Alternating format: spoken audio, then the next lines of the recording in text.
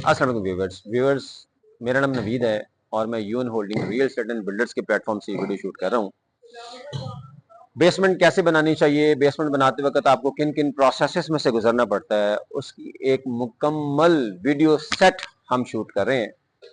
इस सिलसिले की ये तीसरी वीडियो हम शूट कर रहे हैं। पहली दो वीडियोस में, जिनमें सबसे पहली वीडियो में आपको ये बताया गया था कि एक्सकेवेशन कितनी होनी चाहिए और कैसी होनी चाहिए।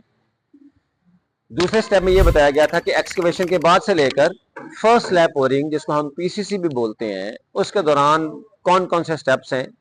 एक रीकैप आपको जल्दी से मैं दे दूं। तीन स्टेप्स के बारे में बताया गया था। सबसे पहले आपने टर्माइट कंट्रोल करवाना है, उसके बाद फिर आपने सीवरेज वर्क करवाना है और तीसरे स्टेप में आपने कॉम्पैक्टिंग करवानी है। Now once you are done with your PCC initial work, फिर हम आएंगे पीसीसी की तरफ। पीसीसी में क्या है? पीसीसी में आपने एक स्लैब पोरिंग करनी है, जिसमें आपने कंक्रीट का मिक्सर डालना है, जो कि आप रॉ लैंड के ऊपर एक्सकेवेशन के बाद जो आपके ट्रेंचेस और बेड्स बने हैं उसके ऊपर आपने पीसीसी करना है। अगर आपको मैं ड्राइंग में दिखा सकूं तो ये हमारी इस प्रोजेक्ट की, जो कि डीएचए फेज 3 में हमारा प्रोजेक्ट चल रहा है, उसमें ड्राइंग में ये शो किया गया है।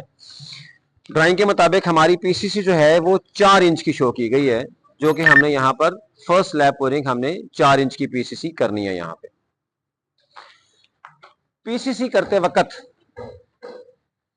आपने पीसीसी के साथ जो सम्प है या जो आपका बेसमेंट में सेप्टिक टैंक है, आपने उसके बेस की, उसकी फ्लोर की आप कह लें, उसके भी आपने साथ ही पीसीसी करनी है। और चूंकि हमारे इस प्रोजेक्ट में एक एडिशनल चीज लिफ्ट है, तो हम लिफ्ट की भी साथ ही जो है वो पीसीसी करेंगे। पीसीसी करने के बाद जब हमारे बेड्स और ट्रेंचेस की पीसीसी हमारी कंप्लीट हो जाएगी, फर्स्ट स्लैब पोरिंग हमारी कंप्लीट हो जाएगी। पीसीसी करने के बाद जो अगला स्टेप है, आप ये करेंगे कि आपका जब राफ्ट की पोरिंग होगी तो उसमें स्टील वर्क किया जाएगा। तो स्टील वर्क आपकी रिटेंशन वॉल्स के, एज पर योर ड्राइंग, हमारी ड्राइंग में 1.5 फीट बाहर है, आपकी जहां पर बिग वॉल्स नहीं है और एक्सकेवेशन आपने ज्यादा करवाई हुई है, तो वहां पर आपकी जो उसकी रिटेंशन वॉल्स को फुटिंग, एक स्ट्रॉन्ग फुटिंग देने के लिए आप 1.5 फीट या 2 फीट बाहर जाएंगे। तो आपने पीसीसी करने के बाद 1.5 या 2 फीट, जहां पे मैं रिपीट करूं आपके ब्रिक्ड वॉल्स नहीं है, वहां पर आप दो दो तीन तीन ईंटों की एक छोटी बाउंड्री वॉल करेंगे, ताकि आपका ग्रेवल मिक्सर या कॉन्क्रीट मिक्सर जो है वो उससे बाहर ना जा सके। दीवार करने के बाद आपका नेक्स्ट स्टेप जो है वो राफ्ट पोरिंग के लिए आपका स्टील वर्क शुरू होगा। जब आपका स्टील वर्क कंप्लीट हो जाएगा राफ्ट पोरिंग में, तो स्टील वर्क के लिए ये मैं आपको बताता चलूं कि ट्रेंचेस चूंकि आपकी 9 इंच बेडिंग से नीचे होंगी, तो आपका स्टील वर्क भी वहां से नीचे होगा। और आपका जो बेड है वो चूंकि आपकी ट्रेंचेस से 9 इंच ऊपर होगा, तो आपका स्टील वर्क भी वहां से ऊपर होगा। ये जैसे कि वीडियो में आपको दिखाया जाएगा, स्टील बेंड होके और आगे की तरफ जाएगा।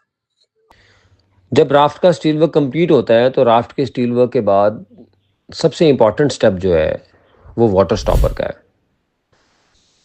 राफ्ट का स्टील वर्क कंप्लीट करते वक्त जहाँ पर आपकी रिटेंशन वॉल्स आनी है वहाँ पर राफ्ट का स्टील 90 डिग्री एंगल्स पे खड़ा किया जाता है, कोई 5-5, 6-6 फुट ऊपर, ताकि कल को जब रिटेंशन वॉल्स का स्टील वर्क किया जाए तो रिटेंशन वॉल्स का स्टील और राफ्ट का स्टील आपस में ओवरलैप हो जाए। इससे ज़रा स्ट्रेंथ ज़्यादा बेहतर हो जाती। तो विवर्स, राफ्ट का की स्लैब पोरिंग और रिटेंशन वॉल्स की जो स्लैब पोरिंग है उसमें तकरीबन कोई हफ्ता 10 दिन इसलिए लगते हैं कि वो सारा शटरिंग होनी होती है, फिर बहुत सारे इसमें फिर स्टील वर्क है और फिर पहले बैक साइड शटरिंग, फिर फ्रंट की शटरिंग एंड ब्ला ब्ला। तो जब आप राफ्ट को पोर करने के बाद हफ्ता 10 दिन बाद रिटेंशन वॉल्स को पोर करते हैं तो उनका जो जॉइंट होता है, जो एल शेप्ड उसका जॉइंट आएगा, वहाँ पर कभी कभी स्पेसेस रह जाती हैं, पोर्स रह जाते हैं। पोर्स फिर जो है वो सीपेज का सबब बनते हैं, इसलिए वहाँ पे वाटर स्टॉपर दिया जाता है, ताकि जो ओल्ड पोरिंग है राफ्ट की, हफ्ता 10 दिन पहले की पोरिंग है, और जो रिटेंशन वॉल्स की पोरिंग है जो कि अब हो रही है, वो उसमें अगर कोई पोर्स वगैरह रह जाएं गैप होने की वजह से, तो वाटर स्टॉपर उसको कवर कर सके। तो वाटर स्टॉपर एक बहुत इंपॉर्टेंट चीज़ है। पूरी वीडियो आपको इसमें वाटर स्टॉपर लगाने की, वाटर स्टॉपर को किस तरीके से लगाया जाता है। वाटर स्टॉपर की दो टाइप्स होती हैं, एक 9 इंच का होता है, एक 1 फीट का होता है। मोस्टली जो 9 इंच का इस्तेमाल होता है उसमें 4.5 इंच जो है वो आपका राफ्ट में आ जाता है और 4.5 इंच आपका रिटेंशन वॉल्स में चला जाता है। तो उसके बाद फिर हमारा अगला स्टेप है वो राफ्ट की पोरिंग है। राफ्ट की पोरिंग में अगर आप देखेंगे हमारी ड्राइंग के मुताबिक, चूंकि हमारी जो जो हमारी ट्रेंचेस हैं वो 9 इंच बेडिंग से नीचे हैं, तो जब आप राफ्ट पोर कर रहे होंगे तो राफ्ट पोर करने के बाद जो ऊंचा या नीचा लेवल है, बेड ऊपर और ट्रेंचेस नीचे, वो बिल्कुल एक यूनिफॉर्म जो है वो लेवल में कन्वर्ट हो जाएगा। इट मींस कि जहां पर आपकी ट्रेंचेस हैं, आप अगर 3-3 इंच की फिलिंग कर रहे हैं, राफ्ट पोरिंग कर रहे हैं, तो ट्रेंचेस तो ऑलरेडी 9 इंच आपकी नीचे हैं, और जब आप बेडिंग के ऊपर भी 3 इंच की उसके ऊपर पोरिंग करेंगे तो बेसिकली आप जहां पे ट्रेंचेस है वहां 1 फीट की आपकी पोरिंग हो रही है।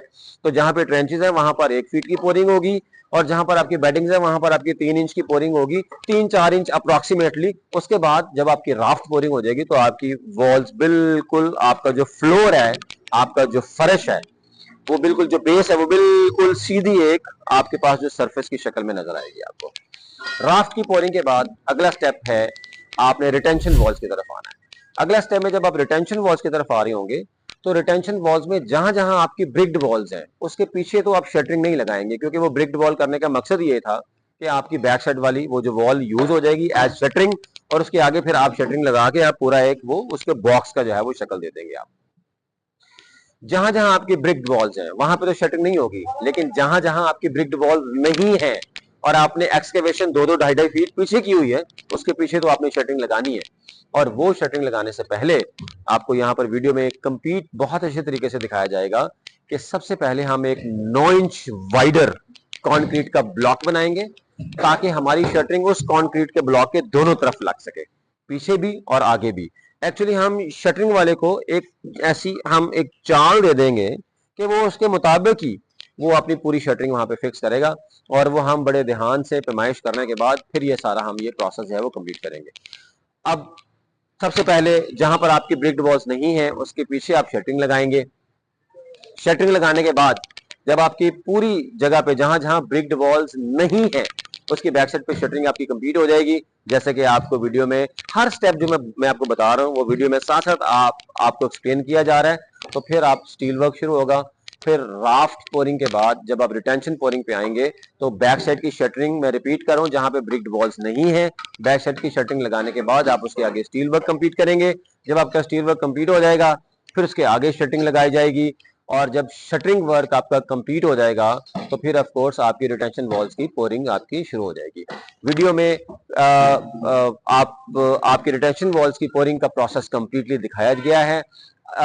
एक बात जो कि that is very important while talking about the pouring of retention walls is कि जब आपकी रिटेंशन वॉल्स की पोरिंग हो रही होगी तो उसमें आपने ग्रेवल जो है, आपका जो कॉन्क्रीट मिक्सचर है, उसकी आपने रेशियो, उसमें पानी आपने थोड़ा सा इस तरीके से ज्यादा ऐड करना है कि वो थिक लिक्विड ना बने, वो एक थिन फ्लोएबल लिक्विड बन जाए, ताकि वो उसकी बेस तक जो है वो कंप्लीटली जो है वो मतलब वहां पे जा सके। ख्याल ध्यान में खास तौर पे ये रखा जाए कि वो लिक्विड इतना ज्यादा थिन ना हो कि वो शटरिंग के अंदर जो स्पेसेस होती हैं प्लेट्स के अंदर, वहां से वो बड़ी स्पीड से बाहर निकलना शुरू हो जाए। जब आप आपकी नीचे से बेस भरती जाएगी और आप ऊपर की तरफ आते जाएंगे रिटेंशन वॉल्स की पोरिंग में, तो फिर आपने ये करना है कि आपका जो ग्रेवल है उसको आपने थोड़ा सा थिक करना है, और उसको मिक्स करने के लिए वाइब्रेटर का यूज करना है। वीडियो में आपको ये तमाम प्रोसेस कंप्लीट में दिखाया जा रहा है। जब आपकी रिटेंशन वॉल्स की पोरिंग हो जाएगी तो रिटेंशन वॉल्स की पोरिंग में आपने 2 दिन लाजमी उसको स्टे देना है। स्टे करने के बाद शटरिंग खोलेंगे, आगे से शटरिंग खुलेगी ऑफ कोर्स जो ऑर्डर वाइज, फिर आपकी पीछे से शटरिंग खुलेगी और आपकी रिटेंशन वर्क जो है, आपकी रिटेंशन वॉल्स का काम कंप्लीट हो जाएगा। जी नाज़रीन, ये तीसरी वीडियो इस सिलसिले में शूट की गई है जिसमें आपको पीसीसी वाले प्रोसेस से लेकर आपको रिटेंशन वॉल्स की पोरिंग तक कंप्लीट डिटेल में जो चीज बताई गई है। अगली वीडियो में इंशाल्लाह हम रिटेंशन वॉल्स की पोरिंग के बाद, शटरिंग खुलने के बाद, हम आगे जब हम ब्रिक वर्क शुरू करेंगे उस वक्त से लेकर और बेसमेंट की छत तक इंशाल्लाह हम एक कंप्लीट वीडियो शूट करेंगे जिसमें आपको उसके बारे में, मुकम्मल प्रोसेस के बारे में बताया जाएगा। मेरा नाम नवीद है, अपने अपने बिजनेस का नाम है ऑलरेडी इस प्लेटफॉर्म पे आपको बता चुका हूँ। अगर किसी को बेसमेंट बनाने में किसी भी किस्म का कोई मसला हो, कोई रहनुमाई चाहिए, तो मेरे नंबर्स आपको नीचे इस वीडियो में जो है वो मिल जाएंगे। मेरे ऑफिस का एड्रेस भी दिया गया है। अपना ढेर सारा ख्याल रखिएगा। अगली वीडियो में आपसे मुलाकात होगी। अल्लाह हाफिज।